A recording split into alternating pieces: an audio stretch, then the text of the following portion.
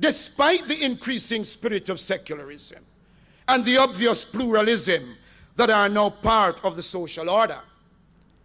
However, I need to say to the church that this is a task that must be undertaken with humility and courage, and various possibilities suggest themselves as I speak to the church and those who belong to the church.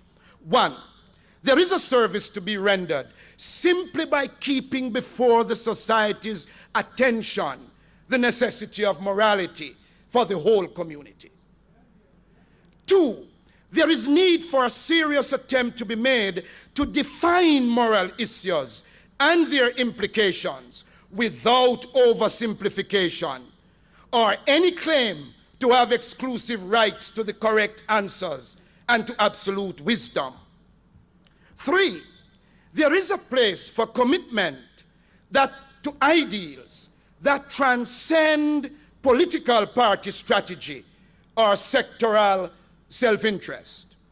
Four, there is need for the teaching and practical embodiment of such ideals and values while recognizing the imperfection that constantly threatens them. These are all roles that the church can play in the society in terms of moral education, and when moral education is given its rightful place. The home, an overburdened and vulnerable institution, vulnerable to the very weaknesses of the society, which is said to depend on it so much. It is also a significant place for moral education. And I say this with the awareness that home and family in our society have peculiar problems, some of which are of a historical and socio-cultural nature. And while this in itself must become part of the moral challenge that we must address, I still think that the home can provide a framework for some form of moral education.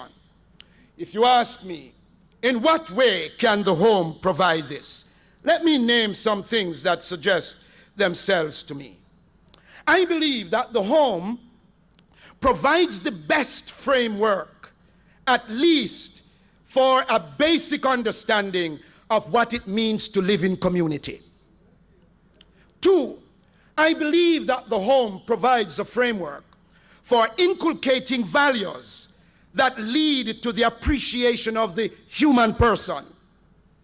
Three, I think the home provides the framework for introducing moral skills such as simple decision making and for presenting ongoing opportunities for family members to fulfill their potential.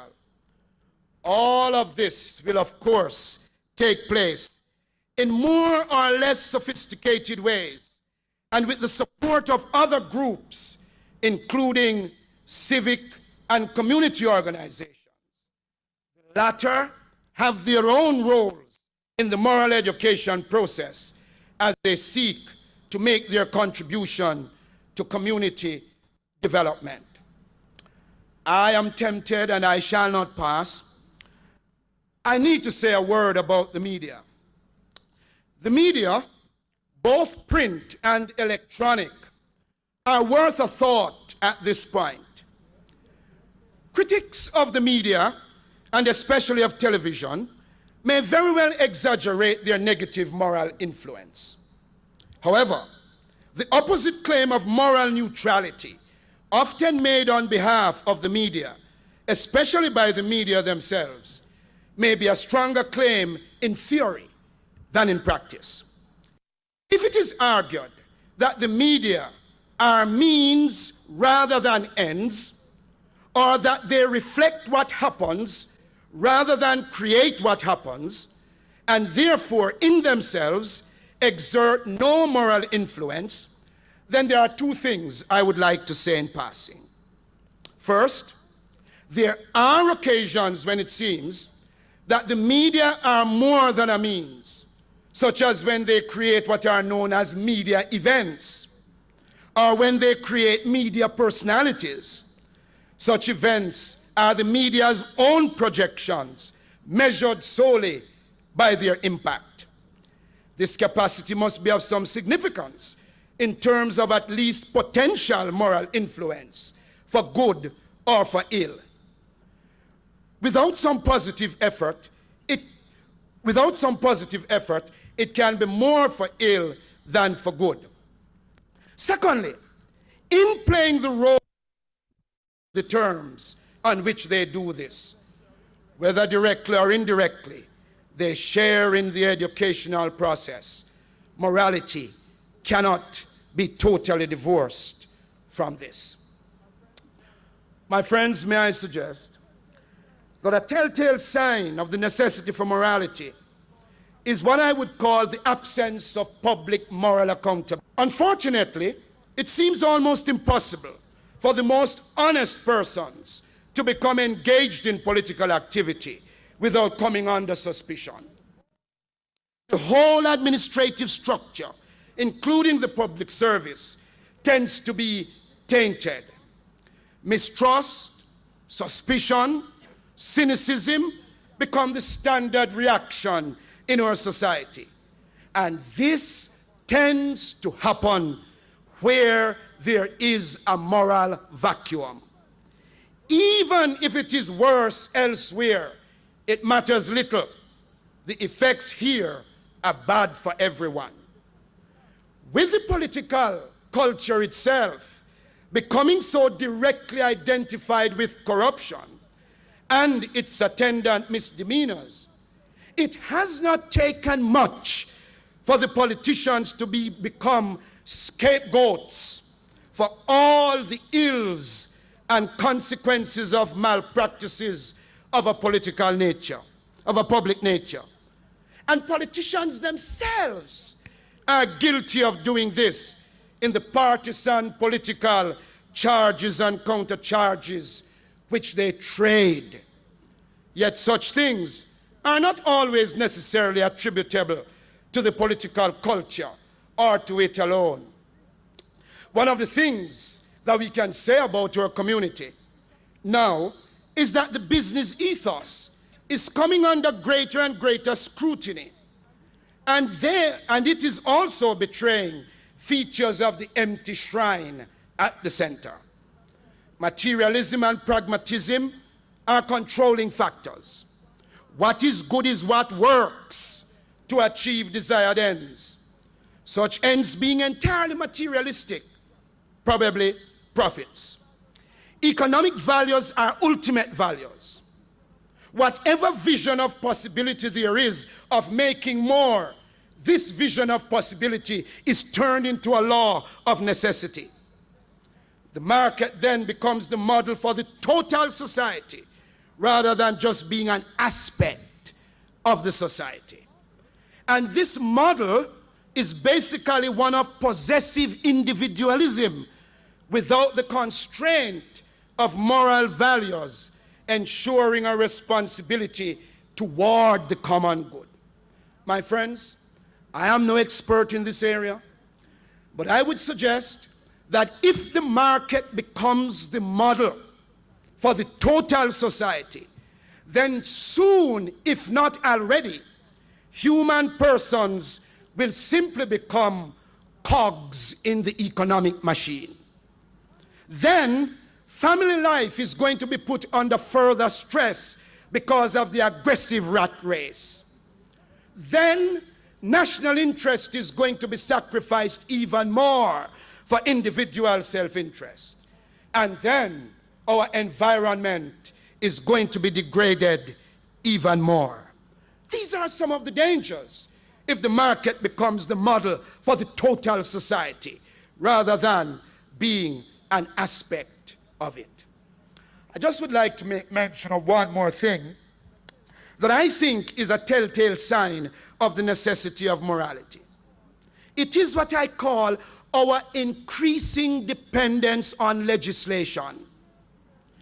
Where there is no moral consensus, we become more and more dependent on laws.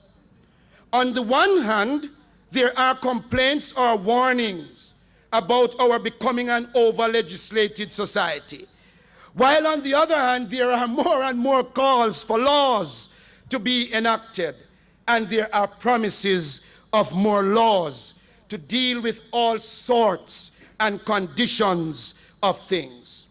Clearly, with the absence of moral consensus and basic common vision, there has got to be more and more dependence on law to regulate behavior so as to ensure an ordered life and protection of individual rights, even at a minimum level. I think that so often we hear complaints about bureaucracy, and we hear complaints about red tape, and I think that these are powerful complaints, and they are probably reasonable complaints. But too often what constitutes the red tape is a plugging of holes that stand to be exploited. And very often holes have to be plugged right, left, and center because there is the absence of that moral consciousness. Unity needs morality. If there is one thing I would like to say here this evening, and if it is the one thing I would like you to ponder, is that in the end, community is itself a moral category. The fact of community is itself a moral category. It therefore becomes important that any true community must have a horizon of meaning that will unite basic human needs, interests, and purposes with certain moral values and standards in the shaping of social policy and the structuring of the community itself. This is a necessary achievement and maintenance of a genuine sense of social well-being. It is also necessary for a unifying vision by the community that is going to afford the best opportunity and create the most significant possibilities for all its members. I would like to suggest then, remembering Theodore Roszak in his book, The Counterculture, who talks about problems now seen purely as technical problems. And because all our problems now are seen as technical problems, then we only need the experts, we only need the consultants, we only need the managers. In this, the policymakers, the technocrats, the service sector, the community of business and commerce can be morally neutral. And they can do so in a sense where their public commitment can be values neutral also, if our problems are just technical problems. The unifying moral vision ought to bear direct relevance for us, for the good of society. I address you, my friends. I ask you, what kind of society are we currently shaping in Jamaica? Can you name it? What kind of society all of us are here currently shaping in this country? Let's name it. Have we given serious thought to this? What kind of society do we want? What kind of society do we desire? What kind of society are we asking for as far as we are concerned? Well, let me venture an answer. If we should read anything from the dominant values that now seem to be determinative of our priorities, it would seem to be simply a materialistic, individualistic society. That is what we now have on hand. And a materialistic, individualistic society throws up inevitable greed.